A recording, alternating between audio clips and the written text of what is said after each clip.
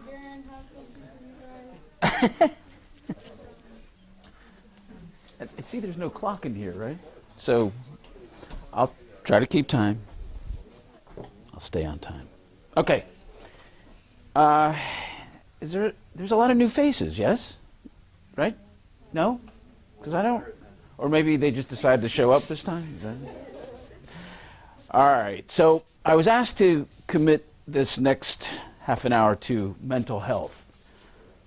Anybody mental here? No, I'm kidding. Mental health is a broad spectrum of information. But I'm going to distill something down and apply it to you. So today's theme, simply, how do you turn pain into power? Will that work? Will that work for you? I'm sure somebody's been in either physical or emotional pain at some point, maybe even right this moment. Now, I don't know, for those of you who don't know me, I'm Dr. Spencer Barron. I'm the chiropractor that's on the sports medicine staff here. And I've seen a lot of you over the years. So hopefully what I'm going to share with you will resonate, because what it's about is giving you some tools, simply. So let me start with a little story. You're probably going to be bored to death, but I'm going to add a little culture to this experience and share with you what I'm going to, a 2-minute video. You'll probably suffer through it, but just understand where this is going. There was an opera that was done. It was a performance that was created back in 1834. So nothing that we can all relate to back then, but the message was about a character. Now, have you all heard of the opera singer Luciano Pavarotti? This was in our lifetime the greatest tenor that ever lived. Thank you. Right? Has anybody heard of Lil Wayne? No, kidding. Okay, yeah. All right, we got a dichotomy going on here. But anyway, point is simple. Luciano Pavarotti is the singer in this. He passed away several years ago, but one of the greatest tenors of all time. Now, he plays in this performance called Pagliacci. Now, Pagliacci is about a clown. So he plays this guy named Canio. And Canio is a clown that dresses up and makes people laugh and creates this spell of happiness for all of them.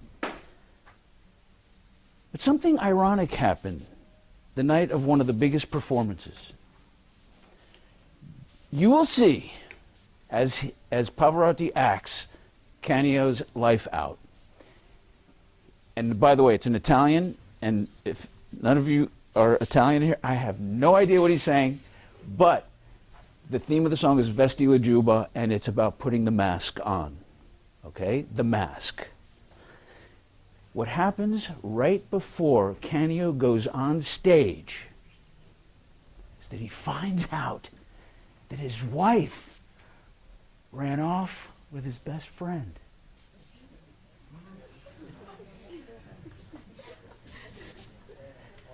In today's era, we would go out and pop a cap in this guy.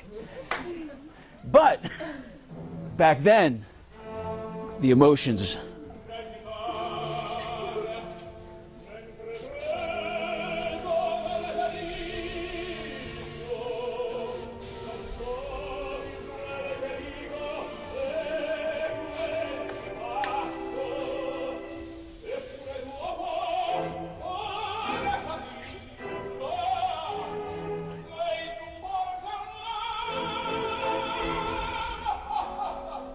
So he's speaking of the irony behind the fact that he has to entertain people, and yet he's feeling the most exquisite pain in his entire life.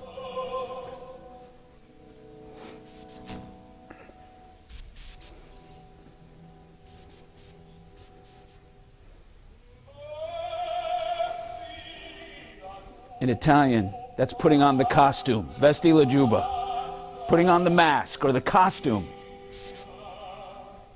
which is symbolic of a lot of things for you.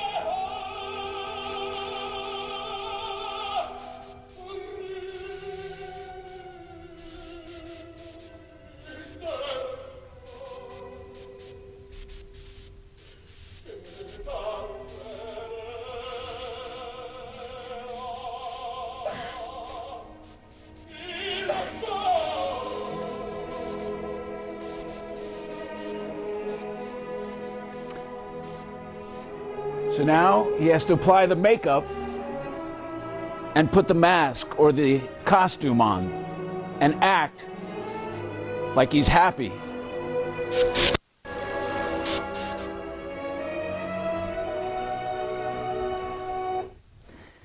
My point is trying to make an effort in not only exposing you to some classic culture, but also to exhibit this is one of the greatest performances ever.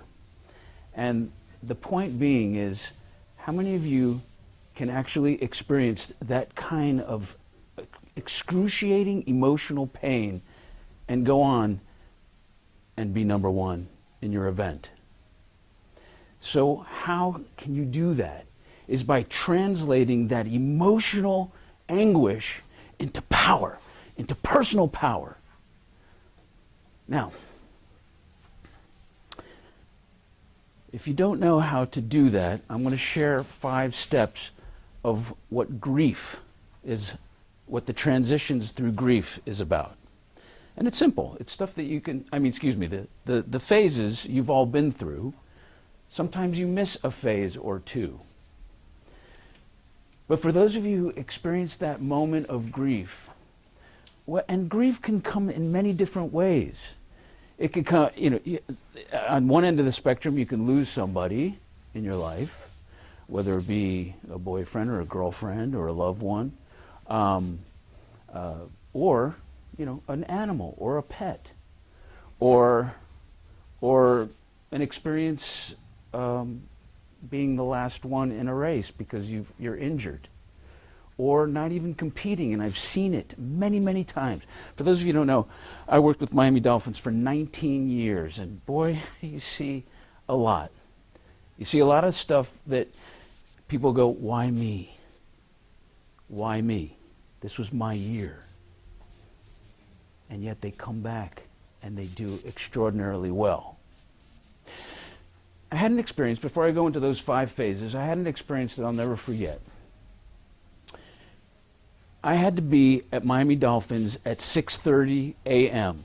Every morning, that was my time. And I would have to take care of a bunch of guys that were 3 and 4 times my size. But that's what I did. I truly believe one of the reasons why I was there and then worked with the the Miami Marlins and then the Panthers and all that is because of my character. You have to rise above your junk to solve other people's stuff. What do I mean by that? To rise above that, whatever you're experiencing, to go above and beyond that and act as if you're happy or you have the mask on. So I had to be there, and typically my routine was I had to walk my dogs. I had 3 dogs. My family was in California at the time. So here I am at 4 o'clock in the morning walking my 3 dogs. Some I would let off the leash and they would follow. I am 5 houses away from being back at my house. I see my neighbor, who has a history of drinking a little much. She runs over my 35-pound toy fox terrier in front of me. The other 2 dogs are over here, and I see this one. And she was only going, the driver was going 3-4 miles an hour.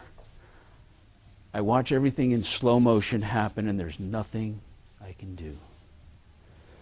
Not only was there nothing I can do, sorry if I spit on you,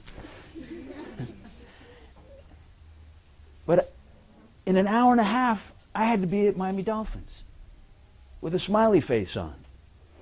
I had to pick up the dog who took her last breath in my arms, carry my dog, and be responsive to the driver who was also an emotional wreck, and let her know it was an accident, it's okay, and carry the dog back to my house, bury the dog, shower, change, and be at Miami Dolphins, and nobody knew. That was daring. Because how many of you would have called and said, I can't make it today? How many of you would have made it, and those guys would have asked, hey, you seem off today? Not one person said. In fact, this is how you know you rise above that level of paradox, that confusion, that state of grief is when you go, when they turn to you and go, man, you're fired up today. What's up? I want to take what you're taking. I go, if you only knew. So, Vesti la Juba. Put on the uniform, put on the mask. Because eventually you will become what you think. If you act positive, you will become positive. Simple. Let's go through the 5 phases. Does anybody know what the 5 phases of grief are? The first one. Who said that? Nice. Denial. Do you know what denial looks like? Do you know what that seems like? What's that? Oh, that is denial. Right. Very good. Very good.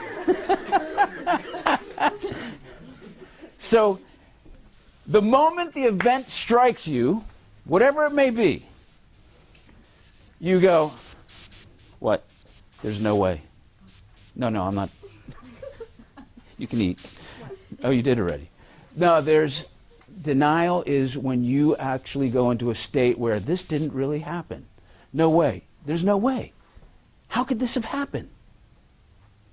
Right? What's the second one? The second phase. Come on. Phase 2 of grief, stage 2 is, come on, you've all experienced it. That's it. Anger. How many of you get so aggravated? Now, there's different levels of aggravation. You get so angry that your face turns red, you stomp on the floor. There's actually a level of anger that I hope you never experience. And it's a phenomenon called a neural hijacking. That is where you've heard people go blind. It's a blind rage. Has anybody ever experienced that? Or care to admit that? I have been there. I have been in a blind rage where people don't know what they do at that point. That's the extreme. That's a neural hijacking. But everybody else is just angry. Anger. So, denial, anger. You want to try the third? Not yet.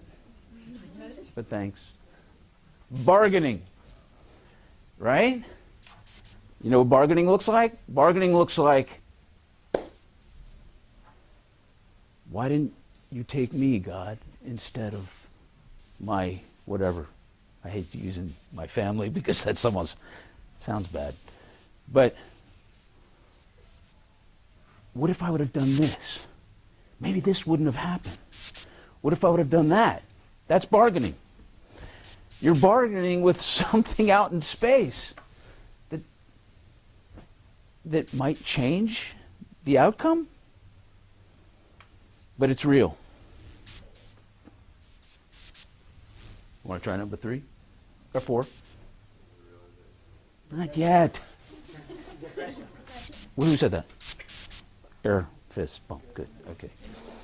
Depression. You walk around mopey. You bury your head in the pillow. Everybody has a very interesting and quirky way of exhibiting depression. But depression is a fascinating phenomenon because sometimes we don't even know we're in it. Depression can be a sequence of things, or depression could be the end result of a sequence of things. You could trip over a curve. I was actually, I didn't even know this. I was talking to the psychologist to the Miami Dolphins when we went 0-16. You want to talk about depression. Because these guys walk around the streets without someone going, "You suck." Oh, I didn't mean it to point. You suck. Sorry, I didn't mean it that way. I didn't mean to pick on you. Whatever. But and he was telling us, he goes, I go, what is depression? Because some of these guys seem like, depression is like a sequence of, you lose one game, you're walking to the store, you trip over to the curb, you get pissed off at the curb, you walk and you try to open the door's locked. And so there's a sequence of things that mount that get you to that point. So, now, the last and final stage. Realization or acceptance. Thank you. I'll say that again? I'm on fire. You are on fire. That's great. Acceptance. You finally go, all right, I'm good with this. And hopefully, and the most important part of this, is you look for a positive outcome. And we'll get to that in just a moment. But my son, for those of you who know Hunter is, Mr. Neurosport Leader guy, if you've seen it. Okay. He told me a story the other day that he had listened to that I thought was appropriate for this. It just happened that we merged our thoughts. And go ahead, let's share. Here. You can. Since we're videotaping, you got to stand right.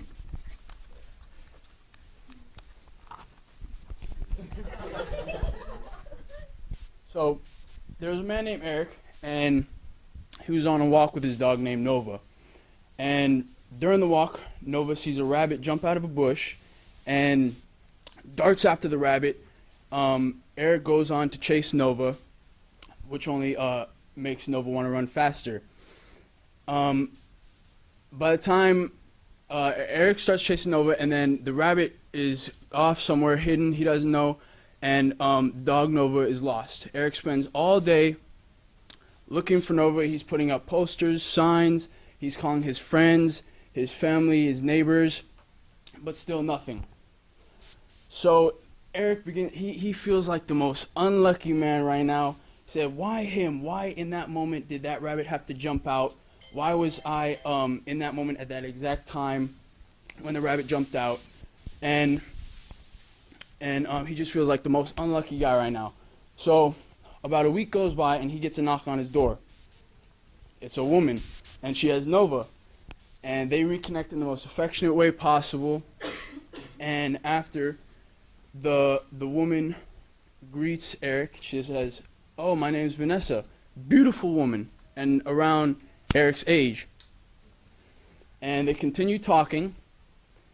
And so continue talking, and Eric asks Vanessa out on a date. And so they continue talking, and eventually they start dating. And Eric is just so, he thinks she's beautiful, funny, nice, sweet, everything. She's just absolutely perfect for Eric. And eventually they fall in love. So Eric is feeling like, man, I feel like the man right now. He's like the luckiest guy in the world. And so he's so lucky that Vanessa was in the right moment at the right time to find Nova and bring him back to Eric. About a month goes by. Eric is on his way to go pick up Vanessa. He's at an intersection. Light turns green. He proceeds. Boom! He gets smacked from the side by someone who was distracted. He didn't see the red light. Eric is rushed to the hospital. He wakes up about an hour later. Doctor comes in. He explains what's going on. He says, "Eric, you have a serious head injury. We're going to run some brain scans immediately, see if we have any internal bleeding or even permanent brain damage." So man, Eric is thinking, why me? Why did I have to be in that exact moment, that exact time, going to pick up Vanessa? And he feels really frustrated because of something he could have changed. He could have easily changed, and now it's potentially costing him his life. The next morning he wakes up. The doctor comes in. Doctor says, "Eric, we have some good news and we have some bad news." He says, "All right, let me hear the bad news first." Says, "Well, they're kind of the same thing." Eric gets a little confused. The doctor goes on to explain. He says, Eric, it appears we found a glioma in your brain. Eric has no idea what that is. The doctor goes on to elaborate. He says a glioma is a brain tumor. They found a brain tumor in his brain, but it wasn't caused from the accident. It says normally when we find these brain tumors, it's when patients begin to start feeling symptoms, and by that point, it's almost always too late. The doctor says we should be able to do surgery and remove the brain tumor with no problem. The doctor tells Eric, in a weird way, this car accident basically saved your life. Eric is flooded with all types of emotions. He feels a little disoriented, and he thinks,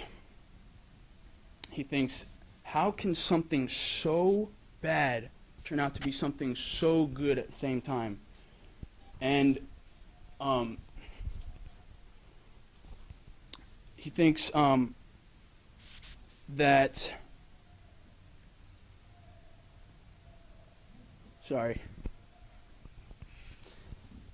every little thing, whether it's every little small negative thing that happens in life happens for an even greater reason. He sits back and thinks, man, I am so lucky to have ever been in that car accident. I'm so lucky to have ever met Vanessa, and I'm especially lucky to have ever lost my dog Nova. And he thinks back to the time when he lost Nova. He thinks, man, it feels like the end of the absolute end of the world because he lost his dog, when in reality it saved his world. Thank you, guys.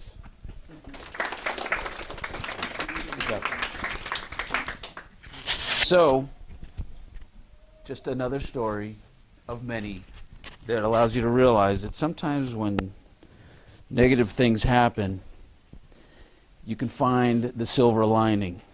The silver lining, it's hard to find because if you're not hardwired to figure it out, you might not see it. Because those are the things that is in the fabric of your being. For those of you who experience negative things and walk around going, you know, that's just my luck, or it is just what happens to me, or if something positive happens, you go, you know, my life's pretty crappy. It'll probably be followed by something negative because that's the balance of life, homeostasis. So if something good happens, something bad has to happen. That's pretty whacked, isn't it? Well, I'm a testimony to actually believing that at some point in my life. There was some points in my life that you just question your existence on the planet. So, let's see. When I was in high school, I was a wrestler in high school, and life was good. I actually did quite well. My 11th grade year, I thought, I'm going to go into a preseason tournament because I'm varsity now. I'm going to do well. I'm expected to go to state. Everything's going to be perfect. So I go into a preseason tournament and I wrestle a guy that wasn't that great. I had him beat. Something happened because he was so awkward and not very smooth. I got crossed up somehow. He pulled my neck and I heard 3 pops in my neck. I kind of shrugged it off. Coach says, hey, it's not that important of a tournament. Do you want to continue? And I said, I do, Coach. I got this guy. I go back in for the second of 3 minutes, and we end up, somehow, I cross up, I land on my head and hear popping sounds that you don't ever want to hear in your neck. I laid there. Everybody gathered around, asked if I could move body parts. I was able to. And you know, it was interesting because they said, all right, we're not going to take you to the hospital because you can move. So I went home. And dear old mom, as you would expect, takes the pillow, the hot pack, and or the heater, and you know, make sure I'm okay. Dad checks in on me. By the next morning, I was in the most remarkable pain in my life. I could still move body parts, but obviously now that I understand what went on, the joint swelled, the injury created more pain, and the heat made everything worse. Thanks, Mom. Anyway, I ended up in the hospital. They didn't know what was wrong, which was scary. They took x-rays. They didn't see any fractures. They said something that I realize now that it was ridiculous. They said, oh, you have too much muscle to see. And I thought, oh, that's cool. But that's not true, because they didn't know what was going on. Point is, I ended up in the hospital for 1 week. But you know what? I got to tell you, that wasn't even close to as much pain as the emotional pain that I felt for 3 months in a cervical collar, a hard cervical collar, and watched the guy who took my place and took second place. I cried after every game. I had to be at every match to show support, and I would leave and I would cry myself to sleep. That is the emotional pain that for years I didn't know, why would that happen to me? Why me? Until I realized the greatest gift. And that is the gift that I committed to every day of my working life, to become a chiropractor and take care of people. Because I swore that I never wanted to see someone sit in front of me in pain and anguish and injury and not be able to participate in their passion, in their sport, in their activity. And I said to myself, you know what? I know what it feels like. I will never let anybody feel that way, because I will find an answer and we will get that person better. So those things that are unfortunate to you, you would be surprised at what, there's a gift right behind it. You just have to see. And so that crazy philosophy that I thought was, if something bad happens, well, it has to be followed by something good, because that's balance in life. That is not true. I'll tell you what's true. But I have 5 minutes left. No, I'm kidding. What's not true is, or what is absolute truth, is what you believe. I'm not here to tell you that your way of thinking is wrong, your way of thinking is right, your way of thinking is wrong, your way of thinking. I'm here to tell you that it's really a matter of perspective, and your perspective breeds power. Your ability to translate whatever is going on, no matter what it is, to translate that to personal power. Because I promise you, if you hardwire yourself, and it requires sometimes mental training to hardwire and rewire your way of thinking. And to say, you know what? I got to find the reason why this happened and why it serves me. How will it serve me? So whether you use that during a race, during an event, to go, I am going to translate that emotional pain into personal power, you figure out a way to do it. Because for every one of you, it's different. It's a different experience. Turn your pain into power. Thank you very much.